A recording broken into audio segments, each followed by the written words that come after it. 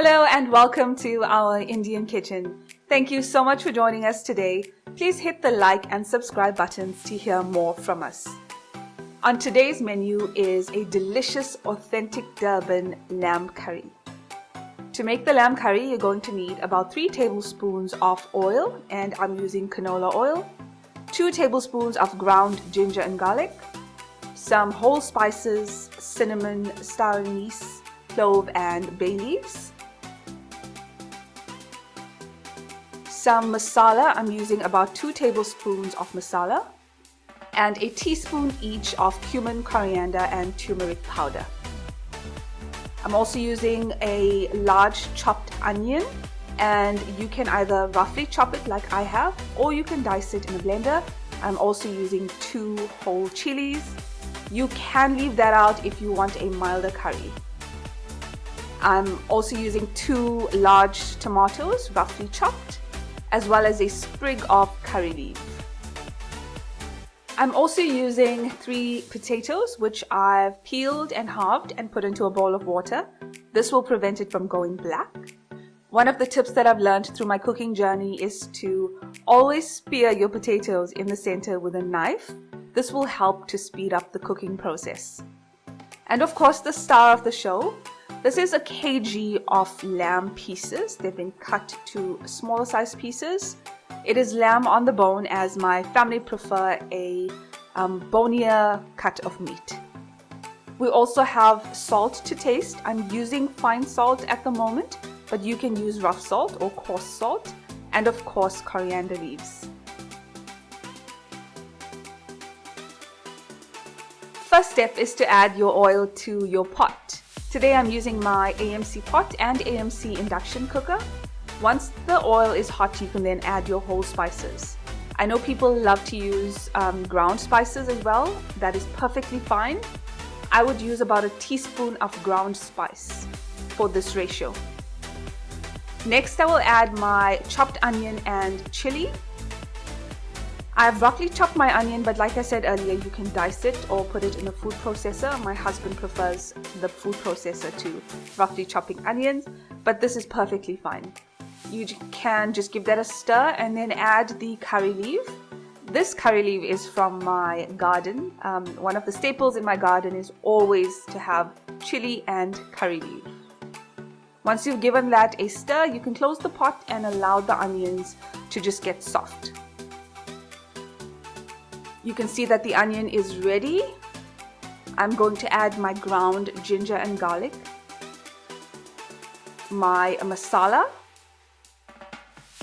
and all of my spices. So my cumin, my coriander powder, and my turmeric powder. I'm going to give that a mix. As you can see, we have not used a ton of oil in this curry, and that is perfectly fine. So in order to facilitate the melding of these spices with the onion and the chili, I just added about half a cup of water. Once you add the water, you can give it a stir through, ensure that all the onions are coated with all of those lovely spices and the ginger and garlic. And then you can add your chopped tomato. Once again, you can roughly chop your tomatoes, or you can put them in a blender. Give that a nice stir through, and before you close the pot, you can once again add about half a cup of water. Once you've added the water, you can give it another stir through and then close the pot so that the tomatoes can cook in all of those spices. The tomatoes are now cooked, and it is time to add in our lamb. I know a lot of people who would prefer a B grade of meat, and that is perfectly fine. The only difference to this recipe, if you were substituting lamb for a B1 or B2 grade of meat, is that the cooking time for the lamb would be slightly different. With this lamb, I would have the lamb in the pot for about 30 minutes before I added my potato. However, for a B1 or B2 cut of meat, I would suggest at least doubling that cook time. Once the lamb is in your pot, you can now stir it through, coating it with all of that lovely juice from your spices and your masala, the ground ginger and garlic, the tomato and the onion. Once you've coated all of the lamb in that lovely juicy mixture, you can then close the pot and allow the lamb to cook. I like to check on the lamb around every 5 minutes or so, just to give it a stir through and make sure that it is not drying out too much.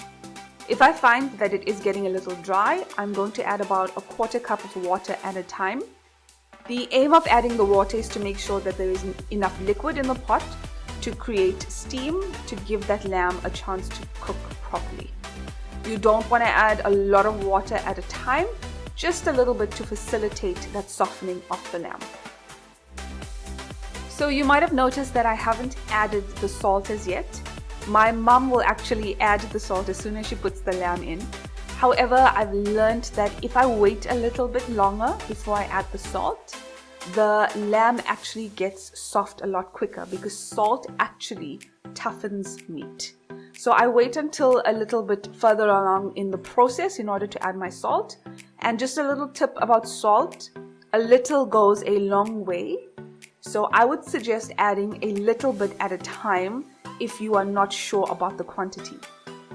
I have added about 1.5 teaspoons of salt, and this was the perfect amount for this curry because I did not add any salt in after this. The lamb has been cooking for about 30 minutes at this point, and I have checked on it every 5 minutes, made sure that there was enough liquid in the pot to facilitate the softening of the lamb. And we are now ready to add in our potatoes. The lamb is at the perfect consistency. It is almost cooked and it's just going to cook a little bit longer with the potatoes. So as I mentioned earlier, I have 3 small potatoes that I've peeled and halved. I've speared them through with a knife to just get the cooking process done a lot quicker. That is a trick that I learned from my mom. And I'm going to put the potatoes into the pot, and once they're all in, I'm going to just coat them with that lovely liquid and then close the pot and allow them to cook for a little while. You're going to have to add water at this point as well, just to facilitate the softening of the potatoes. We have here really soft cooking potatoes. In Durban it's called UTD potatoes or gravy soaking potatoes. My husband actually refers to them as disappearing potatoes because if you don't keep an eye on them, they get so soft that they disappear into the gravy of the curry. I check on the potatoes every 5 minutes as well, just to make sure that there is enough liquid in the pot and that the potatoes and the meat are just simmering away and getting softer. One of the things that I do to check if the potatoes are cooked is to just take a knife and poke them through. If they go through really well down the center of the potato, then it means that your potato is cooked. If not, you're going to need a little bit more cooking time. So these potatoes took about 10 minutes to cook. The fact that they were UTD potatoes as well as me spearing them through down the center really helped to speed up that cooking process. This curry is now done. The last step is to add those gorgeous coriander leaves for garnish. And there you have it, our authentic Durban lamb curry. We are now ready to plate up. So we could either eat this with rice or with roti. I prefer rice and my husband prefers roti, although I know some people who would have both rice and roti in the same sitting. However you like to enjoy your lamb curry, go right ahead. How delicious does this look? I'm ready to tuck in. Thank you for joining us on our culinary experience today to make our authentic Durban lamb curry. Don't forget to hit the like and subscribe buttons below so that you are notified when we post new videos. We'd also love if you could leave a comment and we will certainly get back to you. Until next time, from our Indian kitchen to yours, happy cooking!